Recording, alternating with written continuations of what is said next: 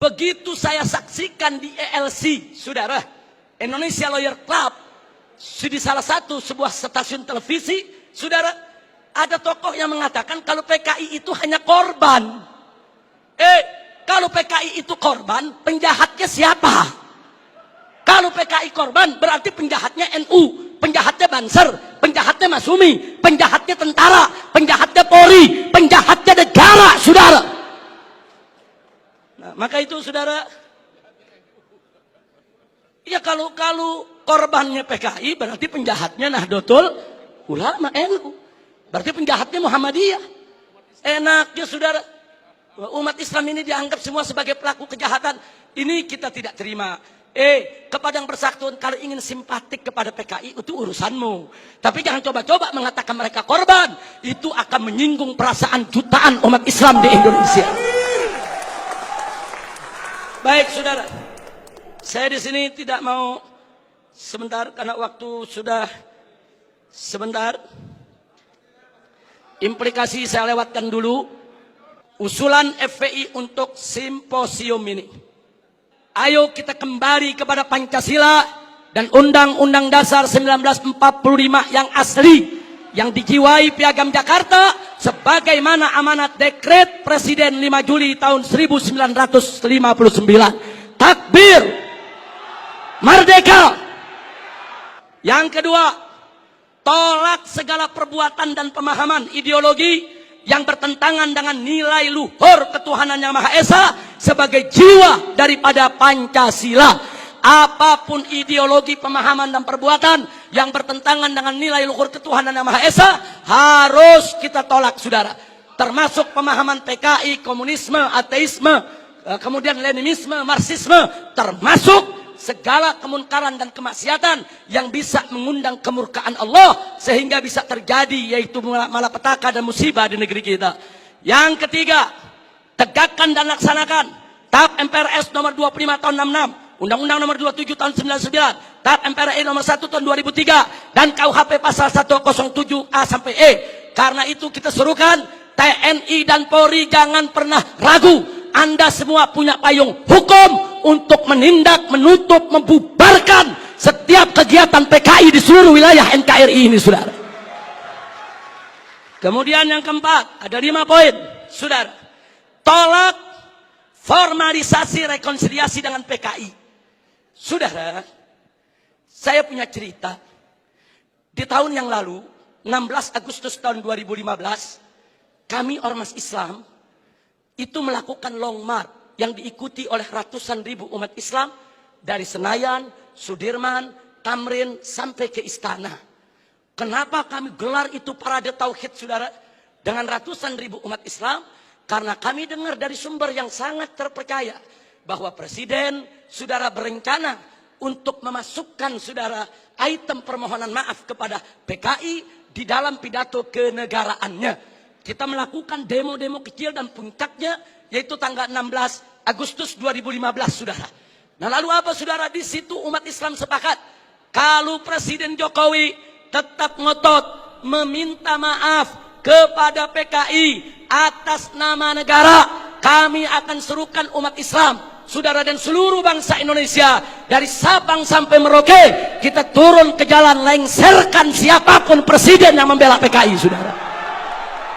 Takbir, merdeka. Nah, kenapa kami tolak formalisasi rekonsiliasi dengan PKI? Karena akan membuka luka lama sejarah dan bisa membuka pintu fitnah yang berbahaya. Yang ingin saya berbagi cerita, saya diundang oleh Menko Polhukam di rumahnya. Kami diajak dialog soal PKI.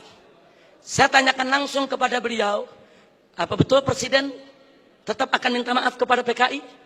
Beliau saat itu memberikan jaminan, Habib, Presiden tidak akan minta maaf kepada PKI. Kalau sampai saya menyetujui itu, beliau tunjuk pengawalnya di sebelah Kopassus.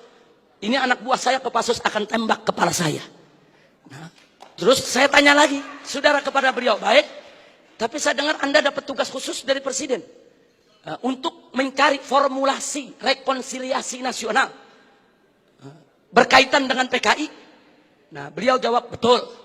Jadi beliau tidak menafi, saudara, betul. Saya dapat tugas bagaimana mencari formulasi rekonsiliasi kita dengan PKI. Baik, saya tanya, itu maksud rekonsiliasi itu apa, Pak? Tujuannya apa? Apa tujuannya?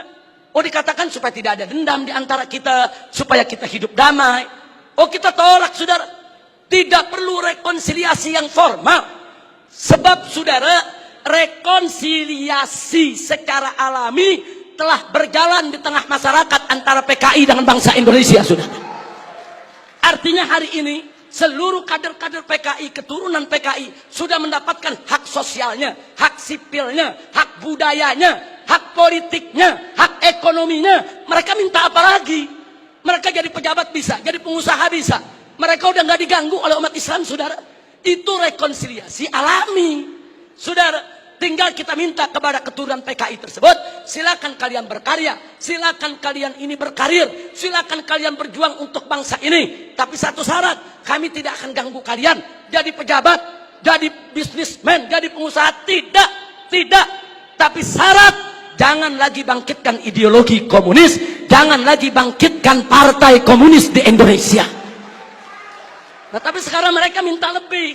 Mereka minta partai komunis dipulihkan kembali. Dan lebih kurangnya ajarnya lagi, saudara.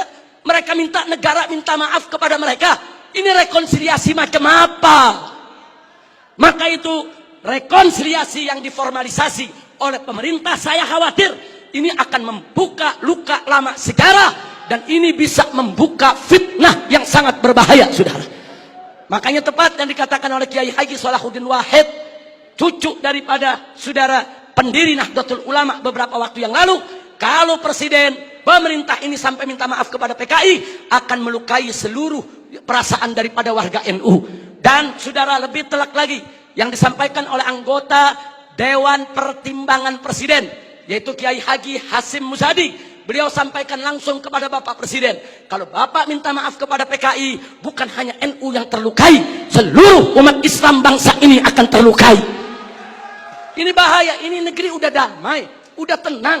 Kita nggak ribut-ribut lagi soal PKI, saudara. Kenapa mau dikorek-korek lagi luka lama, saudara? Nah, karena itu, saudara, kalau ada usulan bongkar itu kuburan massal yang isinya PKI, apa seluruh kuburan mau dibongkar? Kuburan kiai-kiai, santri-santri, saudara, umat Islam yang mereka sembelih, apa semua mau dibongkar? Apa semua juga mau dibangkitkan kembali, yaitu luka lama yang sudah ada? Ini pertimbangan tidak rasional, saudara. Karena itu kami dari FPI menolak formalisasi rekonsiliasi dengan alasan apapun, saudara. Tapi kami menerima kader-kader keturunan PKI saat ini dikembalikan hak sosialnya, hak ekonominya, hak politiknya, saudara. Kita terima, mereka bangsa kita, mereka saudara kita. Silakan hidup bersaudara berdampingan dengan kita, dan mereka harus tunduk kepada Pancasila. Jangan lagi menghidupkan daripada komunisme. Sebagai penutup yang kelima,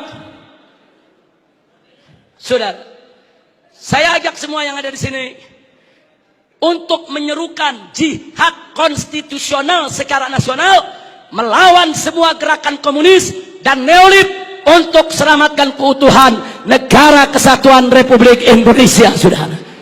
Takbir, Allahu Akbar, merdeka. Itu saja yang bisa saya sampaikan. Hadirin Allah wa iyyakum ila siratal mustaqim. Wassalamualaikum warahmatullahi wabarakatuh.